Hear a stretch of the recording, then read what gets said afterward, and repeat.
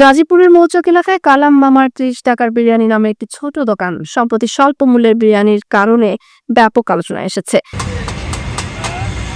কালাম মিয়া, যিনি মাত্র ৩০ টাকায় বিরিয়ানি বিক্রি করে প্রতিদিন ২৫ থেকে ৩০ কেজি চালের বিরিয়ানি বিক্রি করতে সক্ষম হয়েছেন।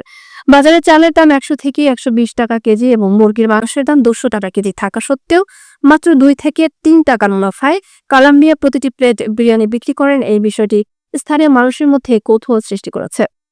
স্থানীয়রা জানান, কালাম মামার ৩০ টাকার বিরিয়ানি স্বল্প মূল্যের হলেও স্বাদে অনন্য, তাই প্রতিদিন বিভিন্ন এলাকা থেকে মানুষ এখানে আসেন। কালাম মামার বিরিয়ানি অনেক মনে করেন যে সুস্বাদু, আর অনেক জায়গায় নাম হয়ে গেছে কালাম মামার। ঠিক আছে, খুব বিখ্যাত কালাম মামার বিরিয়ানি। ৩০ টাকার অবাক কাণ্ড। কালাম মামার ৩০ টাকার বিরিয়ানির কথা শুনছি, শুনে এখানে বিরিয়ানি খাবার জন্য আসছি। তো বিরিয়ানি খাইলাম, তো আমার কাছে খুবই ভালো লাগছে।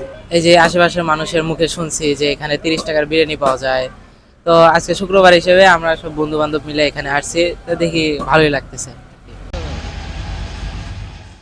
৫ বছর আগে জীবিকার তাগিদে সৌদি আরব গিয়েছিলেন কালাম মিয়া, কিন্তু দুর্ঘটনার কারণে দেশে ফিরে আসতে হয় তাকে। দেশে ফিরে গাজীপুরের মৌচাকে ছোট্ট একটি দোকান ভাড়া নিয়ে ১ কেজি চাল দিয়ে বিরিয়ানি রান্না শুরু করেন। ধীরে ধীরে ভোজন প্রেমীদের ভিড় বাড়তে থাকে এবং তার ব্যবসা প্রসার লাভ করে।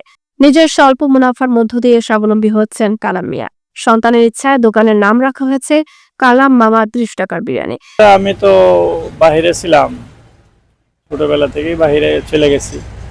ওইখানে গিয়ে নিজের ব্যবসা, নিজের দোকান, নিজের হোটেল অনেক সময় করছি। তো বিভিন্নভাবে দেখছি বিভিন্ন দেশের মানুষ কিভাবে খায়, কিভাবে চলে, ওইগুলি আমার নিজেই আমি একটা করে নিলাম যে আমার হাতে মানুষের খাইলে সন্তুষ্ট হয় কিনা। তো এতে বোঝা গেল যে না, আমি যেভাবে বানাই আলহামদুলিল্লাহ মানুষের একটু সন্তুষ্টি পায়। খানাটা হলো মানুষের তৃপ্তি, এবং এটা আল্লাহ পাকে একটা টেস্ট জাতীয় যে জিনিসটা আমাদের মধ্যে দিয়ে দিছেন, এটা মানুষের মুখে দিলেই বলতে পারে যে ভালো মন্দ, খারাপ, মিঠা, তিতা, লবণ, কম বেশি, এগুলি মানুষের আল্লাহ পাক দান করছেন। তো এই জন্য যদি আমি ভালো করে দিতে পারি বা মানুষের খায়া পা, তো এটাই ধন্য। মোটামুটি ধরেন যেমন আজকে একটা অর্ডার, 2টা অর্ডার,